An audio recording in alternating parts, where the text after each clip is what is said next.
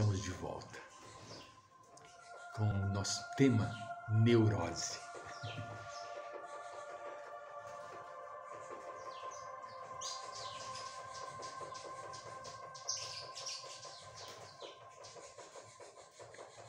O meigo Rabi da Galileia nos abençoe sempre, sempre. Muito bem. Joana, bom, nós estamos terminando o estudo da neurose. Vamos lá. Joana, com muita propriedade, nos diz assim: quando se apresentam estas neuroses com manifestações fóbicas, são fobias. Isso é complicado. É muito complicado. A pessoa desenvolve medos. Eu assisti um filme, esse não é um filme novo, né? Mas o ator mostra a sua fobia e também a causa da sua fobia. Código da Vinci, me parece.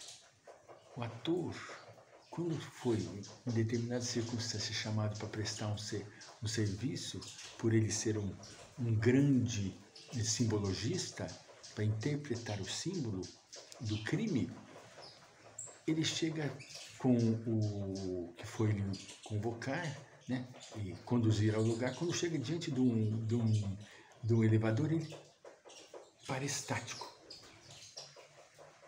Nós não podemos subir pelas escadas. Meu Deus, é lá no 20º andar do prédio, né? Não dá para subir pelas escadas, entende? Aí o companheiro que estava ao lado notou a fobia dele, a fobia que estava, infelizmente, perturbando o seu quadro, o seu atendimento. Então, nesse exato momento, ele manifesta o seu quadro fóbico. Medo de lugar apertado. Por que ele teve medo de lugar apertado? Porque na infância, olha, ele caiu em um poço e ficou lá um período até ser atendido, do dia ao outro dia. Um desespero. Uma criança dentro de um poço desenvolveu o quadro fóbico. Tudo tem uma causa. Tudo tem uma causa, né? Medo de altura. Eu tive isso terrivelmente. Posso dizer com toda a verdade. Ainda me incomoda quando vou em prédios. Não gosto de ficar na beirada da janela, ficar vendo aquela... E quando eu casei, fui morar em São Paulo, eu morei num prédio no 21º andar em São Paulo. Não senti essa fobia. Não senti. Mas depois, na fase já mais adulta, começou a manifestar. E eu trabalhava em São Paulo, em um prédio, e subia dentro do elevador. Não, na Secretaria da Fazenda, ia lá no último, sem problema nenhum, do elevador. Mas a altura, depois, já com mais idade, foi trazendo a minha mente o porquê do medo de altura. E descobri, quando eu tinha 4 anos de idade, morava em São Paulo, na Avenida Jabaquara, com meus pais, minha irmã e meus pais, né? E eu era muito traquino, muito travesso. Morávamos no 1º andar, uma sobreloja, uma casa grande em cima, né? E esta casa tinha uma sacada que dava para a Avenida Jabaquara. inumeráveis vezes tocava a campainha, minha mãe saía correndo, abria a porta. Olha, o menino vai pro lado, tá com as pernas para fora da sacada. Era eu. As pernas para fora, as pernas, minha mãe vinha e, Francisco, pelo amor de Deus, você vai cair daí. Era uma sacadinha que tinha um murinho baixo, eu trepava no muro. Olha o medo da altura, de onde veio. Lá na minha infância, eu ficava desesperado, agarrado no murinho, com medo de cair. Então, são doenças fóbicas, medo de altura, né? Amnésia. Amnésia, quando não é traumática, a pessoa, diante de um quadro, de uma situação inesperada, perde a memória. Entende? Diante de um quadro inesperado. A Joana diz assim, trazem esses quadros componentes graves de mais difícil recuperação. Mas eu, particularmente, tive a felicidade de fazer essa anamnese comigo mesmo. Eu fui buscando a história desse meu medo. Cheguei lá no motivo, na minha infância, né? Ela fala assim, o quadro dos estados histéricos, conversivos e ansiosos radica-se na mente e tende a avançar para as fixações obsessivas e compulsivas atormentantes. Generalizando a sua etiopatologia, também pode manifestar-se em caráter misto, verdadeiro e psicogênico,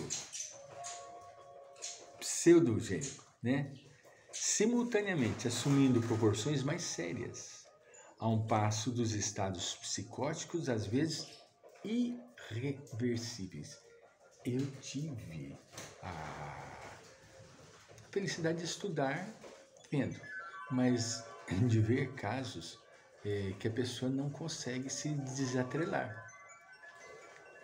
Esses quadros de fobia, a pessoa não perde.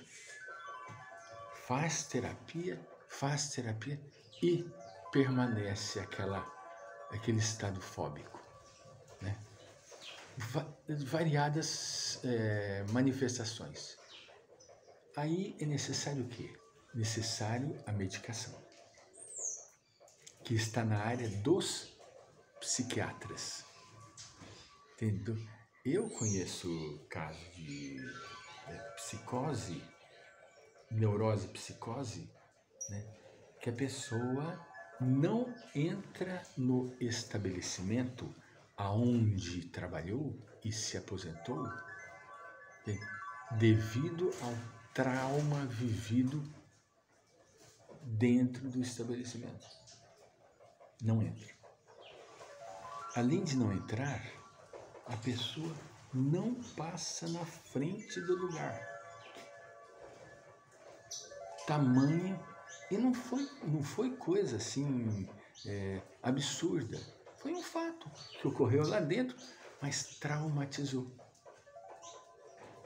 Aquilo ficou incrustado na psique da pessoa que a pessoa não consegue tirar. Entende? Por isso que necessita o quê? Terapia. Hoje, as terapias alternativas, louvado seja. Que maravilha! As terapias alternativas têm trazido soluções fantásticas. Por quê?